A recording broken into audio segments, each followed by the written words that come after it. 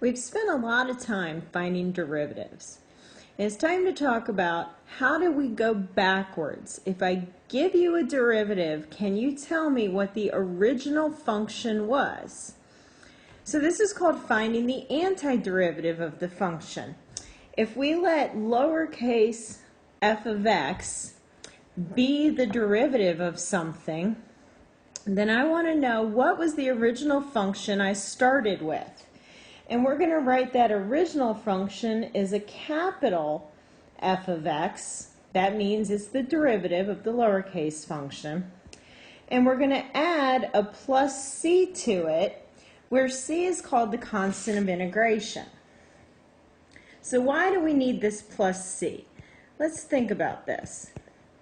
If I have a function x squared plus 3, what is its derivative? Well, the derivative would be 2x. If I have another function, x squared minus 5, what is its derivative? Well, its derivative is also 2x. So I have f prime and g prime are both equal to 2x here, but when I go backwards, they have two different constants on their original functions. So we don't know what that constant might be when we're trying to go backwards, but there is a possibility for there to be a constant. So we put a plus c on the antiderivative every time we find one.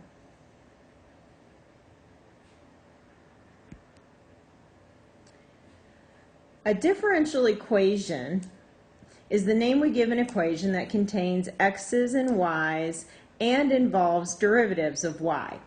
So we've been working with differential equations throughout the semester. We just haven't called the equations that.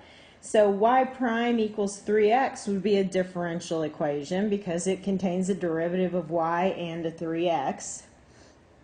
F prime is another way of writing the derivative of y, or dy dx is another way of writing the derivative of y. So all of these would be considered differential equations.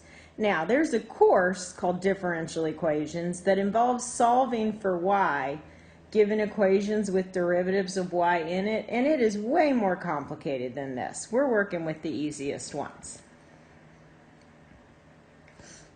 When solving a differential equation of the form dy dx equals f of x, there's a method we use called a separation of variables.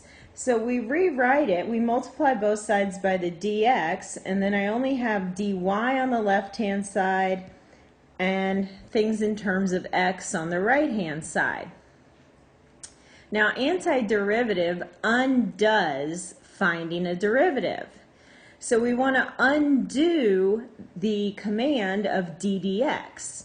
So when I want to undo these d's, there's a symbol we use, and we can also call it antidifferentiation, but we can call it indefinite integration. And the symbol for integration, that is a command that tells me to undo finding the derivative, is an elongated S here. And so on the left-hand side, by putting the integral symbol in front of dy, it undoes the d, so we just get y. And on the right-hand side, this is called an indefinite integral.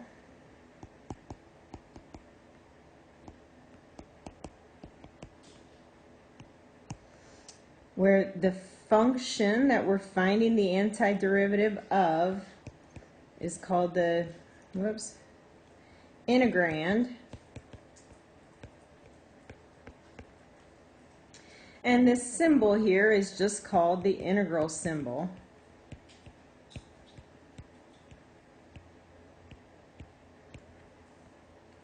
And the result of performing the act of antidifferentiation gives us the antiderivative plus c, the constant of integration. And we call this a general solution.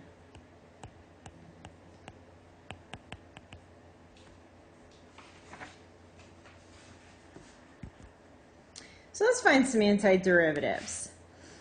I want to find the general solution, which means we're going to find antiderivative and add a plus c to it for each one of these.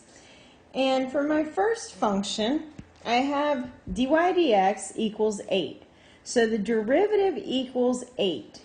What would I have taken the derivative of to get 8? Well, that would be 8x, right? The derivative of 8x would just be 8, and then we want to put a plus c there because it may or may not have had a constant before I took the derivative.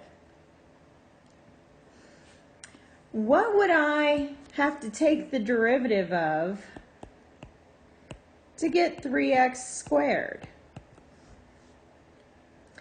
Well, when we're taking derivatives, the power rule tells me to subtract 1 from the exponent every time. So if the result was an x squared, I must have started with an x cubed. And the derivative of x cubed tells me to bring that 3 out front. So the derivative of this x cubed would give me 3x squared.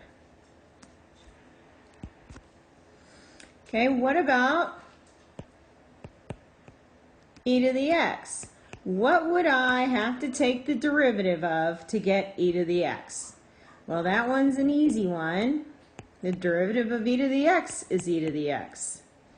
So the antiderivative, or the indefinite integral, of e to the x dx is e to the x plus c.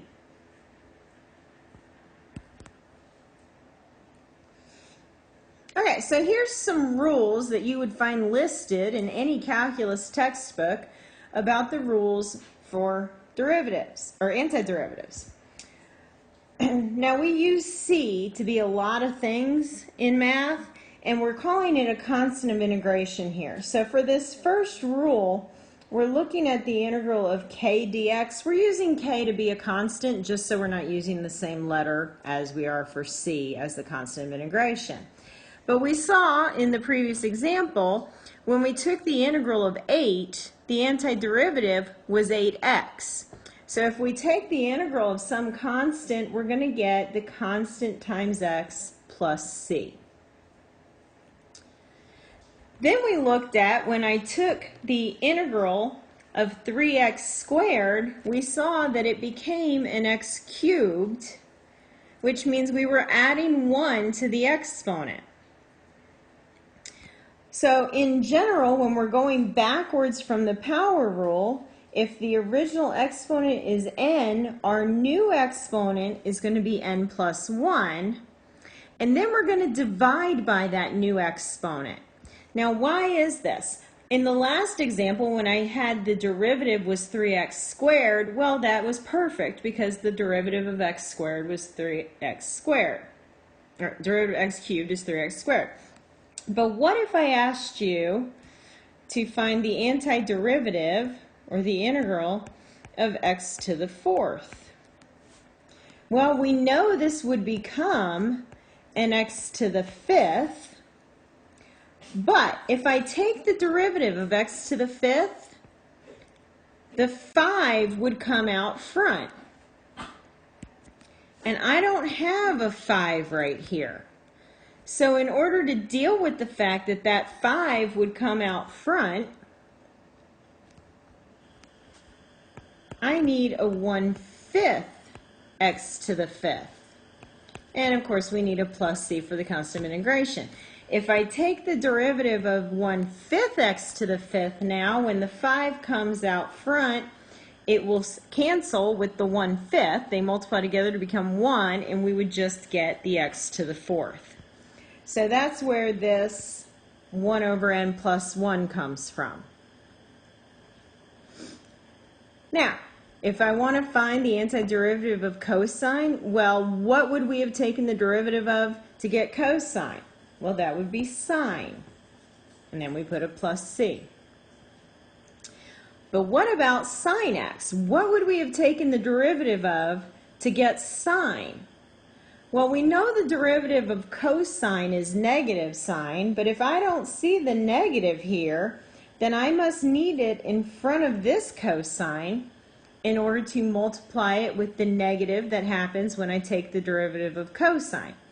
So the derivative of this term right here would be negative times negative sine gives me the positive sine here.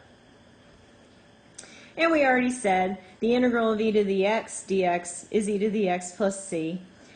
And then let's look at this one. What do we take the integral of, or the derivative of, to get 1 over x? Well, that's one of the ones we just have to have memorized. The derivative of natural log of x gives us 1 over x. Now we have some absolute value signs here. And the reason for that is if we are starting with the function 1 over x, the domain of that function is all real numbers except x equals 0. That means x can be negative. But we can't take a natural log of a negative number. It's not in the domain of the natural log function. Therefore, we need the absolute symbols around the x so that we can make sure we're taking a natural log of a positive number.